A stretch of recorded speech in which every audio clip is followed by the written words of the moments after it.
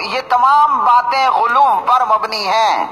اللہ وحدہ لا شریک نے منع فرمایا کہ دین کے اندر غلو مت کرو، اور جو ہم سے پہلے امتیں تھیں وہ اسی غلو کی وجہ سے ہلاک اور برباد ہو گئیں۔ تو یہ دین کے اندر غلو کرنا ہے جو یہ فرما رہے ہیں۔ تو حضرت امام اعظم ابو حنیفہ نے پورا دین مکمل دیا۔ میں صرف ایک پہ بات کرتا ہوں، اگر صرف نماز کو دیکھا جائے تو نماز کا طریقہ حضور پاک علیہ الصلوۃ والسلام سے مروی ہے، نماز کا حکم اللہ رب العزت کے قرآن پاک میں ہے، لیکن نماز کی مکمل تفصیل ہمیں نہ قرآن میں ملتی ہے، نہ نماز کی مکمل تفصیل حدیث پاک میں ملتی ہے۔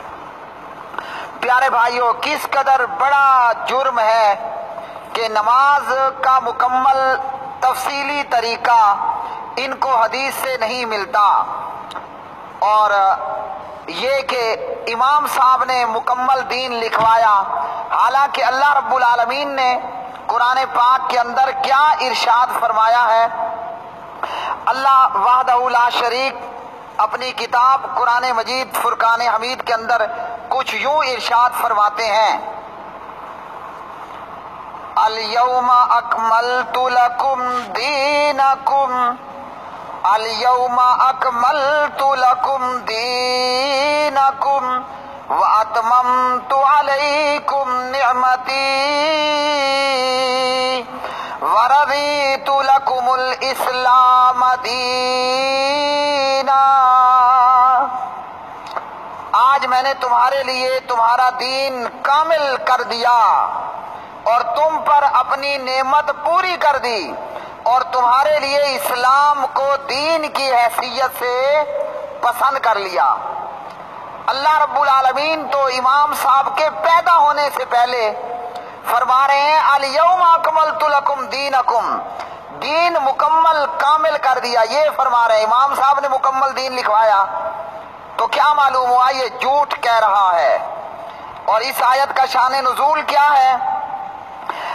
حضرت طارق بن شہاب بیان کرتے ہیں رضی اللہ عنہ، ایک یہودی نے امیر المومنین عمر بن خطاب رضی اللہ عنہ سے کہا کہ آپ لوگ اپنی کتاب میں ایک ایسی آیت پڑھتے ہیں، اگر ہم یہودیوں کی کتاب میں یہ آیت نازل ہوتی تو ہم اس کے نزول کے دن کو عید بنا لیتے۔ عمر نے پوچھا کون سی آیت؟ جواب دیا الیوم اکملت لکم دینکم۔ عمر نے کہا ہم اس دن اور اس جگہ کو جانتے ہیں جب یہ آیت نازل ہوئی۔ آپ صلی اللہ علیہ وسلم 9 ذوالحجہ کو عرفہ میں تھے، پچھلے پہر کا وقت تھا اور جمعہ کا دن تھا۔ بخاری حدیث نمبر 45۔ تو امام صاحب سے تو سالوں سال پہلے اللہ کا اعلان کہ الیوم اکملت لکم دینکم، آج کے دن میں نے تمہارے لیے تمہارا دین کامل کر دیا۔ تو یہ دین کہاں تھا؟ اکتب فوالذی نفسی بیدہ اکتبوا لابی فلان۔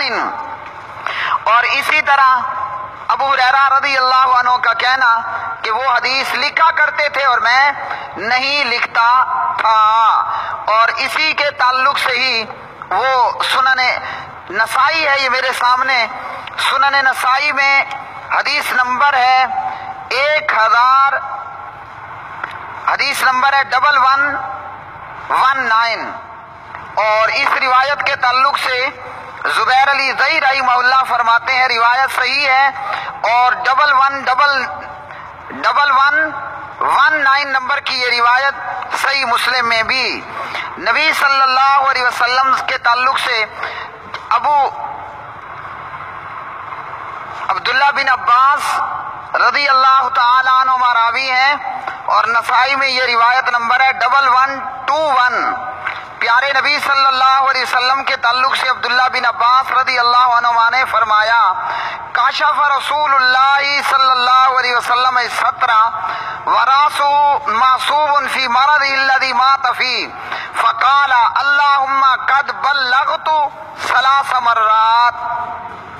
پیارے نبی صلی اللہ علیہ وسلم نے مرض وفات میں پردہ ہٹایا، یعنی کھڑکی سے پردہ ہٹایا، اور آپ کے سر مبارک پٹی سے بندھا ہوا تھا۔ نبی صلی اللہ علیہ وسلم نے 3 مرتبہ فرمایا، اے اللہ میں نے تیرا دین لوگوں تک پہنچا دیا۔ تو دین تو پیارے نبی صلی اللہ علیہ وسلم پہنچا کر چلے گئے۔ بعد میں امام ابو حنیفہ رحمہ اللہ کا اس کے اندر کوئی حصہ نہیں، نہ نبوت میں نہ رسالت کے اندر۔ اور اسی طرح یہ ابن ماجہ ہے، ابن ماجہ کے اندر باب حجت رسول اللہ صلی اللہ علیہ وسلم، نبی علیہ الصلوۃ والسلام کے حج کی تفصیل ہو۔ اس لمبی حدیث کے اندر پیارے نبی فرماتے ہیں، وَقَدْ تَرَكْتُ فِيكُمْ مَا لَمْ تَضِلُّوا إِنِ اعْتَصَمْتُمْ بِهِ کتاب اللہ وَأَنْتُمْ مَسْئُولُونَ عَنِّي فَمَا أَنْتُمْ قَائِلُونَ قَالُوا نَشْهَدُ أَنَّكَ قَدْ بَلَّغْتَ وَأَدَّيْتَ وَنَصَحْتَ۔ نبی صلی اللہ علیہ وسلم نے فرمایا، میں تمہارے درمیان وہ چیز چھوڑ کر جا رہا ہوں، اگر اسے مضبوطی سے پکڑ لوگے ہرگز گمراہ نہیں ہوگے، اور وہ ہے اللہ کی کتاب، اور تم سے میرے بارے میں قیامت کے دن پوچھا جائے گا تو تم کیا کہو گے؟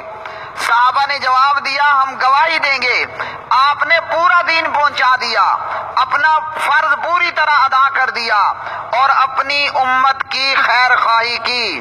نبی صلی اللہ علیہ وسلم نے انگشت شہادت آسمان کی طرف بلند کی اور لوگوں کی طرف جھکائی، اور پھر پیارے نبی صلی اللہ علیہ وسلم نے 3 مرتبہ کہا، اللہم اشہد اللہم اشہد اللہم اشہد، اے اللہ آپ بھی گواہ ہیں، اے اللہ آپ بھی گواہ ہیں، آپ بھی گواہ ہیں۔ تو پیارے نبی صلی اللہ علیہ وسلم نے دین پہنچا دیا، دین لکھا گیا، آپ نے امانت کا حق ادا کر دیا۔ اب یہ کہنا کہ 80 ہجری میں پیدا ہونے والے ابو حنیفہ رحمہ اللہ نے یہ سارا کچھ کیا، تو یہ محض غلو ہے، جھوٹ ہے، ہلاکت اور بربادی کا نتیجہ ہے، اور قادیانیت کے بچے کھچے اثرات ہیں۔ تو حضرت امام اعظم ابو حنیفہ نے پورا دین مکمل لکھوا دیا۔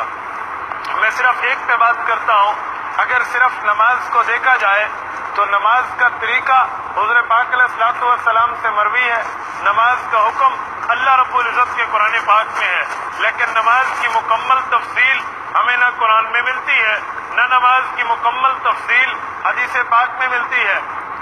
نماز کی مکمل تفصیل قرآن میں نہیں، حدیث میں نہیں، تو صحابہ غیر مکمل نماز پڑھتے رہے؟ سوچئے۔ اور ہماری دعوت، ہمارا پیغام، چھوڑیے تقلید کو، آئیے اتباع اور اطاعت کی خوبصورت شاہراہ پر، وگرنہ یاد رکھیے یہ تقلید کا راستہ تباہی، بربادی، ہلاکت، ناکامی، خسارے، گھاٹے، نقصان اور ذلت و رسوائی کا راستہ ہے۔ وآخر دعوانا ان الحمدللہ رب العالمین۔